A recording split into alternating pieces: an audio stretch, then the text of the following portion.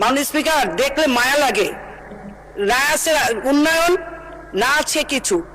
এইটা হলে মডুম জুলফিকার, এইটা হলে মডুম জুলফিকার, এইটা হলে মডুম জুলফিকার, এইটা হলে মডুম জুলফিকার। আর আমাকে আমার জন্য দোয়া করবেন।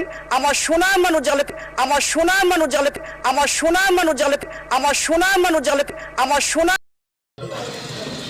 আজকে এদের জন্য কোনো কথা হয় না, আজকে শ্রমিকের জন্য কোনো কথা হয় না, সংসদে তাদের কোনো আলোচনা হয় না।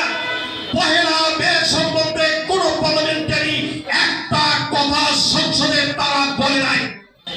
তাহলে আপনি চিন্তা করে দেখেন এদের দিয়ে কি আশা করা যায়? এরা কিভাবে দেশ পরিচালনা করবে?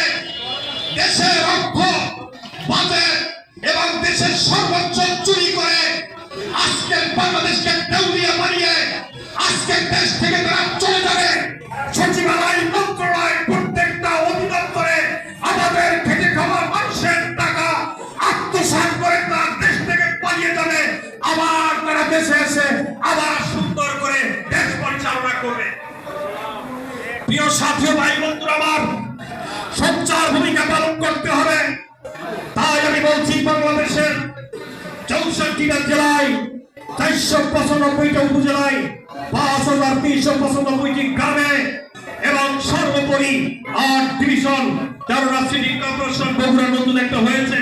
প্রতিটি জায়গায় এই ইনসাফ কমিটির নেতৃত্বে শ্রমিকের অধিকার প্রতিনিয়ত আমরা আদায় করে নিব ইনশাআল্লাহ।